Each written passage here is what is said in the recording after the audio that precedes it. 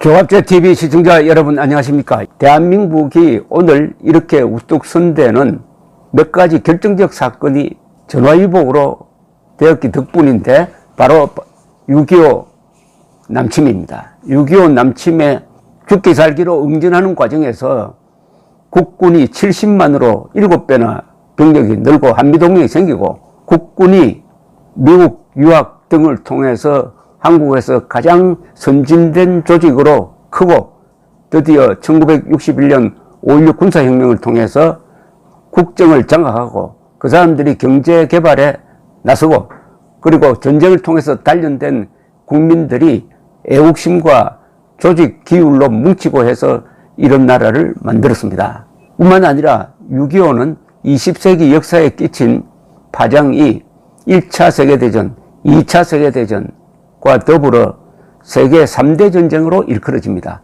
그리고 6.25는 외국에서는 승리한 전쟁이라고 평가가 달라지고 있습니다.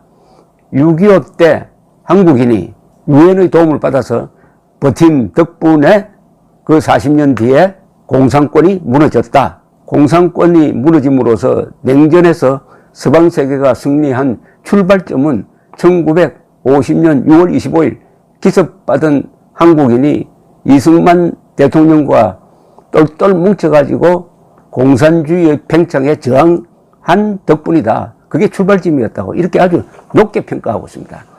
우리 민족사 전체를 봤어도 기자들이 제일 많이 한국에 몰려온 두 가지 사건이 있습니다. 하나는 6.25 때 취재하러 많이 몰려왔습니다. 그리고 38년 뒤 88 올림픽 때 많이 왔습니다. 하나는 비극이고 하나는 승리의 제전이었지만 결국 갔습니다. 88 올림픽이 가능했던 것이 바로 6.25 때 피 흘린 사람들의 덕분이죠. 대한민국 국토는 피를 흘리지 않고 지켜낸 땅이 한 평도 없습니다. 자, 이런 일에 저음해가지고 문재인 정권이 이 6.25의 성격을 바꾸려고 집요하게 노력하고 있습니다. 6.25의 성격을 바꾸려면 먼저 대한민국의 건국을 부정해야 합니다. 이미 대한민국의 건국을 부정하는 데 성공했습니다. 그러니까 1948년 8월 15일 대한민국은 건국된 적이 없다. 공식적으로 사생활하고 선포를 했습니다. 문재인 대통령이. 그렇다면은 국군은 족보가 없어집니다. 국군은 사병 집단 되는 것 아닙니까? 건국된 적이 없는 나라의 군대라는 것은 사병 집단 아니겠어요? 그런 식으로 만들려고 합니다. 9.19 군사합의를 통해서 김정은에게 김정은 앞에서 국군을 무릎 꿇렸습니다. 우리가 항복하지도 않았는데 수도권 상공에 우리 공군기가 비행을 할 수 없도록 비행금지구역을 설정하고 말았습니다. 그리고 6.25 전쟁 범죄자 김원봉을 무슨 독립투사라느니 또는 한국군의 뿌리와 연관되어 있다느니 하는 역사 조작을 하고 있습니다. 이것 또한 국군의 영혼을 망가뜨리려는 범죄입니다. 이런 가운데서 조갑제TV, 조갑제닷컴이 역사 이야기를 이어가는 것은 국민교육 차원에서 뿐만 아니라 역사적 진실을 지킨다는 면에서 의미가 있다고 생각하고 많이 경청해 주시고 또 많이 확산해 주시기 바랍니다.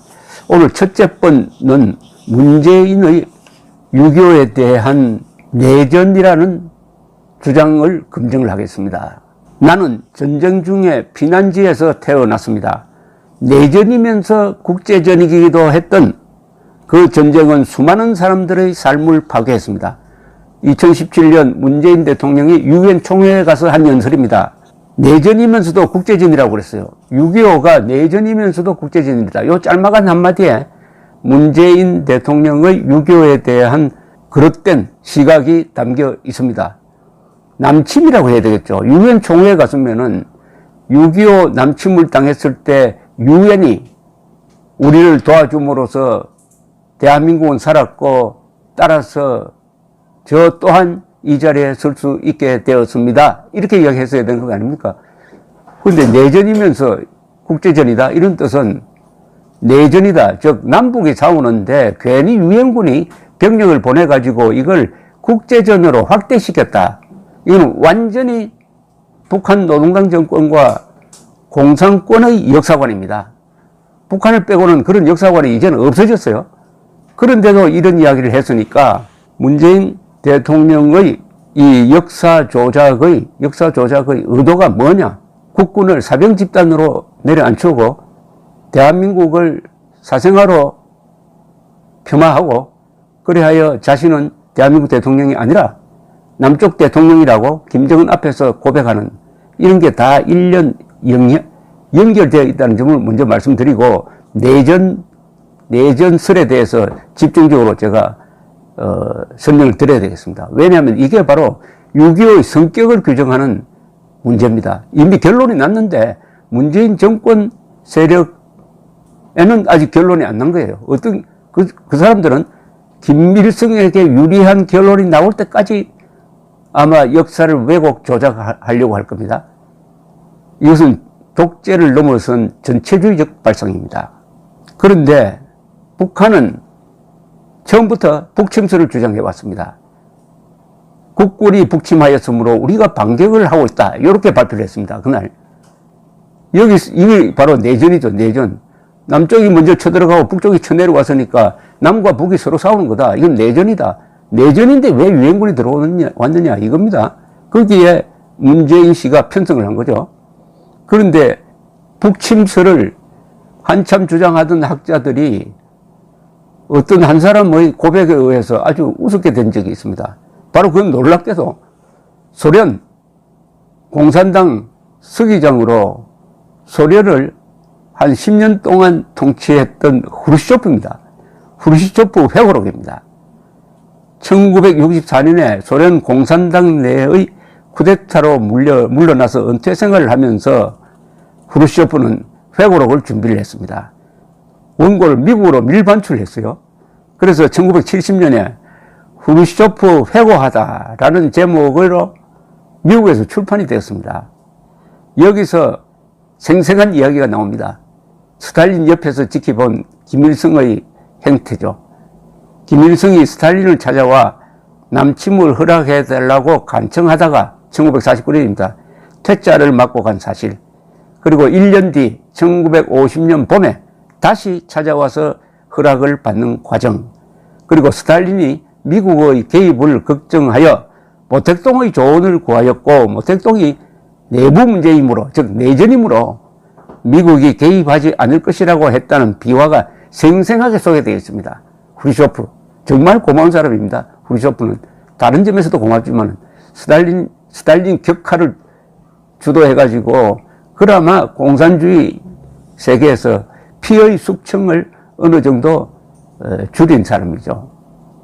이 스탈린 별장 만찬에서 김일성을 불러놓고 소련 지도부가 축배를 들면서 김일성을 격려해 준 장면은 이거는 내전이 아니라는 이야기 아닙니까? 내전.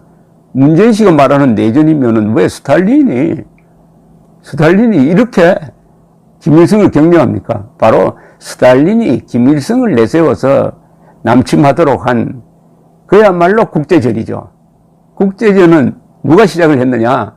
유엔이 시작한 게 아니고 뭡니까? 김일성이가 스탈린 끌어들이고 모택동 끌어들임으로써 국제적 남침을 한 겁니다. 국제전적 남침을 한 겁니다. 트루만 대통령의 위대성은 남침이 있자마자 그날 바로 이 뒤에는 소련이 있다. 그러니까 여기서 선을 꺼야 한다라고 결단한 거죠. 내전으로 속이려고 했지만은 트루만도 이승만도 유엔도 속지 않았습니다. 그런데 문재인 씨는 내전이라고 하고 있습니다. 그럼 문재인만 속은 겁니까? 아니면 속기로 작심한 겁니까? 이 스탈린이 세계 전체를 내다보는 대전략에서 김일성을 도구로 쓴 겁니다. 후르시초프는 회고록에서 김일성의 장담과는 달리 북한군이 진격하는데도 이승만이 타도되지 않는 데 대해서 소련이 크게 실망했다고 썼습니다. 김일성은 첫 총성이 나는 직후에 이승만 일당이 좌익봉기로 무너질 것이라고 스탈린에게 장담을 했는데 서울이 점령된 다음에도 좌익은 일어나지 않았습니다. 후르시초프는 공산주의자들의 반란을 위한 조건이 성숙되지 않았거나 당 조직의 준비가 충분하지 않았기 때문이라고 분석까지 했습니다. 그는 또 한국전을 한 민족이 다른 민족을 공격하는 전쟁이 아니라 계급 전쟁이었다고 그 성격을 규정했습니다. 남침 직후 이승만이 타도되지 않음으로써 결국은 김일성과 모택동과 스탈린의 책임 회피용 내전적 작전 개념은 무너지고 정확하게 본 대로 이건 침략전쟁이다. 침략전쟁이니까 유엔이 개입할 명분이 있다. 이렇게 된 거죠. 문재인식으로 그 6.25를 내전으로 보았다면은, 만약 미국 사람들이 그걸 내전으로 보았다면은 유엔군 안 보냅니다. 미군 안 보냅니다. 미국의 작전 개념에는 내전에는 개입하지 않는다는 작전 개념을 이미 갖고 있었습니다. 그러나 트루만이 속지 않았죠. 김일성은 내전이라고 위장하려고 했지만은 트루만은 속지 않았습니다. 그런데 문재인 씨는 왜 70년이 지나서 그런 소리 합니까? 속은 겁니까? 아니면 스스로 속기로 작심한 겁니까? 이 한미동맹이 없었던 시기에 이승만 정권이 소련, 북한, 중공이 합세한 1대3의 압도적 기습을 받고도 무너지지 않은 것은 한국인의 결사항전 덕분이었습니다. 바로 6.25 때, 6.25의 교훈에서 우리가 끌어낼 수 있는 것은 한국인의 결사항전이 어떻게 가능했느냐, 그 불리한 상황에서 국군은 그때 후퇴는 할망정 소부대 단위의 항복은 없었습니다. 이승만은 미국 대사를 불러가지고 돌멩이와 막대기로도 싸우겠다 하는 총력전의 의지를 확실히 하고 무기 지원을 요청을 했습니다. 그러니까 지도자, 국군, 국민이 일치 단결했는데 이것이 가능했던 것은 이승만의 카리스마, 자유를 맛본 한국인의 반공정신, 그리고 공산주의를 체험한 탈북자들, 월남자들이죠. 월남자들이 내려와가지고 한국인의 반공의식을 일깨우고 좌익을 약화시킨 것, 그리고 군장교단의 공산당에 대한 증오심, 미국이 참전할 것이라는 기대, 그리고 그 2년 전에 여수 순천 14연대 반란 사건을 계기로 군내로 침투한 남로당 조직을 수사를 통해서 일소한 것, 이런 것이 다 합쳐져서 이런 기적을 만들었습니다.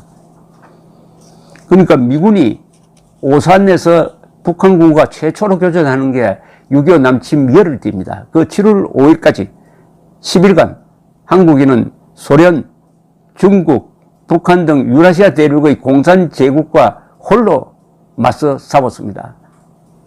감동적인 장면이죠. 이는 고구려의 수와 당에 대한 싸움, 신라의 대당 결전, 몽골 침략에 대한 고려의 저항, 세계 최강의 육군인 일본군의 조선 점령을 막은 조선 수군과 의병의 분투와 함께 우리 민족사의 5대 결전으로 기록되어야 할 정도입니다. 그런데 한국의 대통령이 세계사에 남을 이런 위대한 항전을 우리끼리 싸운 내전으로 비하해가지고 민족 반역자에게는 면죄부를 주고 한국인으로부터는 애국심과 자부심의 근거를 빼앗아 갔습니다. 젊었을 때 뉴욕타임스 특파원으로 월남전을 비판하는 기사를 많이 써가지고 퓰리처상을 받은 유명한 기자가 있습니다.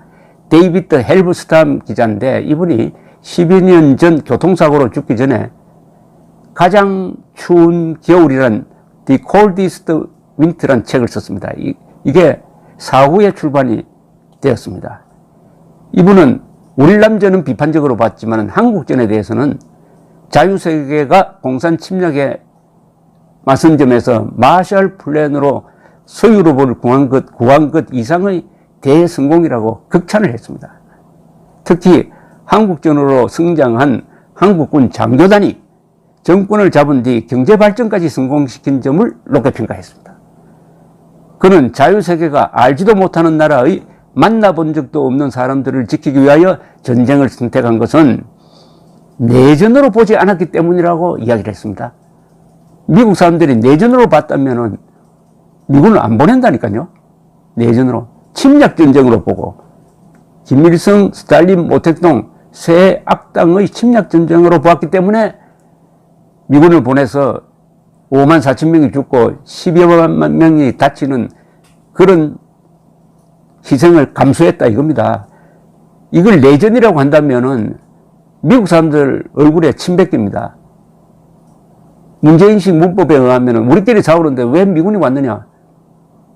그래서 통일 안 된 거 아니냐? 적화 통일이겠죠. 이렇게 생각한다는 이야기 아닙니까? 헬브스탐 기자는 이렇게 썼어요. 미국과 서구의 다른 나라에 있어서 이 전쟁은 내전이 아니라 침략 전쟁이었다. 이는 서구가 히틀러의 침략을 막지 못하여 2차 대전으로 이어진 점을 상기시켰다. 중국, 소련, 북한에는 이게 놀라운 관점이었다. 그들은 남침이 한국인들 사이의 결판이 나지 않은 내전의 연장선상이라고 보았던 것이다. 여기서 거대한 착각이 일어났습니다. 스탈린 모택동 김일성이가 미군이 참전 안 할 것이라고 생각한 것은 이건 우리끼리 싸우는 거다. 국공내전에 미군이 오지 않았지 않느냐. 그리고 한국인끼리 서로 싸우는데 왜 미군이 참전하겠느냐. 이렇게 자기들 나름대로 봤다는 겁니다. 그게 내전적 발상입니다. 그러나 트루만은 전쟁이 나자마자 요거는 스탈린이 조종한 침략 전쟁이다 라고 봤다는 것이죠. 그러니까 내전으로 보지 않았으므로 유엔군이 왔는데 문재인은 지금도 이 전쟁을 내전으로 보고 있다는 겁니다. 지금도. 끔찍한 것 아닙니까? 문재인 씨의 이 내전적 발상은 6.25는 내전이라는 발상은 이적형입니다. 적을 이롭게 하는 겁니다. 적을. 북한군의 남침 직후에 국군이 무너지고 이승만이 해외 망명이라도 했다면은 아마 김일성은 내전이 끝났다라고 선언했을 것입니다. 이승만 정부가 초전에서 버티어 내므로서 내전으로 위장한 침략 전쟁의 정체를 숨길 수 없게 되었고 유엔군의 파병이 가능해졌던 것입니다. 유엔군이 파병하는 그 논리적 근거는 침략 전쟁이라는 겁니다. 내전이 아니고 침략 전쟁이다. 그런데 문재인 씨는 아직도 그게 침략전이 아니고 내전이고 내전에 괜히 유엔군을 보내가지고 국제전으로 확대됐다. 이런 반대한민국적 역사관으로 6.25를 해석하니까 6.25 70주는 제대로 기릴 수가 없죠. 그러나 우리는 잊을 수가 없습니다. 그런데 놀랍게도 문재인 대통령이 피력한 내전이 확대되어 국제전으로 간 것이 한국전이라는 시각은 이미 교과서에 정착이 되어 있습니다. 그래서 박근혜 대통령이 그런 교과서를 뜯어고치려고 했는데 문재인 씨가 집권하자마자 맨 처음 한 게 좀 뜯어고친 교과서를 폐기하는 것 아니었습니까?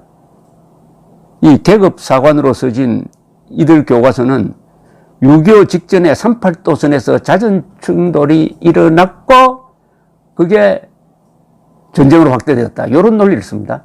그러니까 내전설을 뒷받침하기 위해서 6.25 때 38도선에서 일어난 그런 충돌이 전쟁으로 확대되는 것처럼 이렇게 거짓말을 합니다.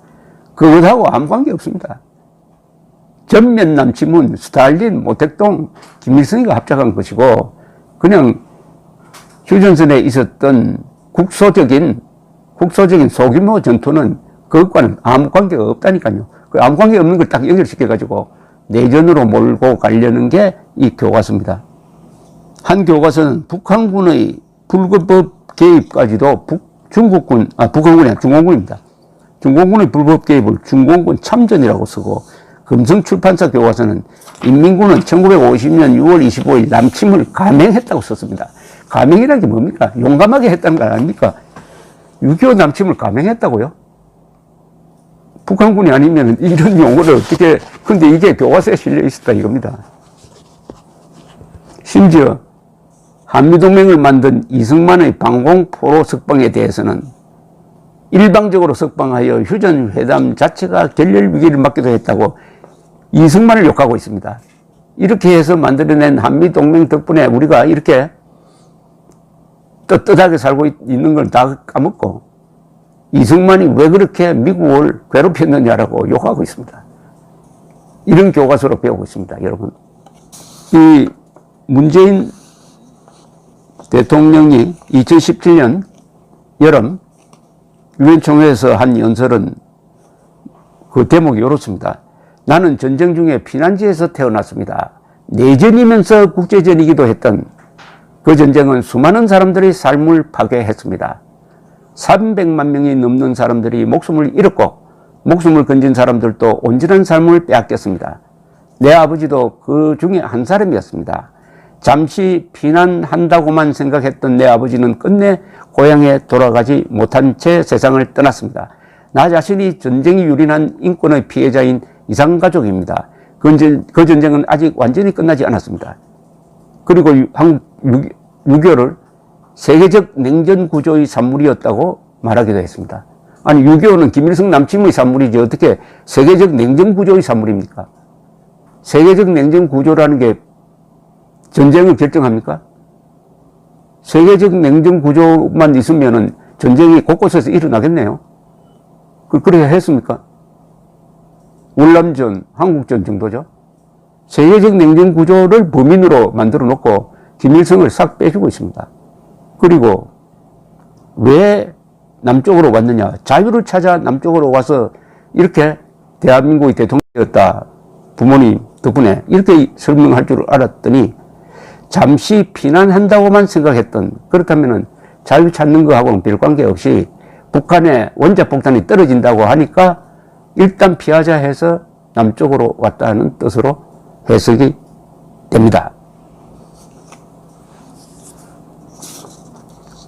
오늘은 첫 시간에 요 정도로 이야기해 드리겠습니다.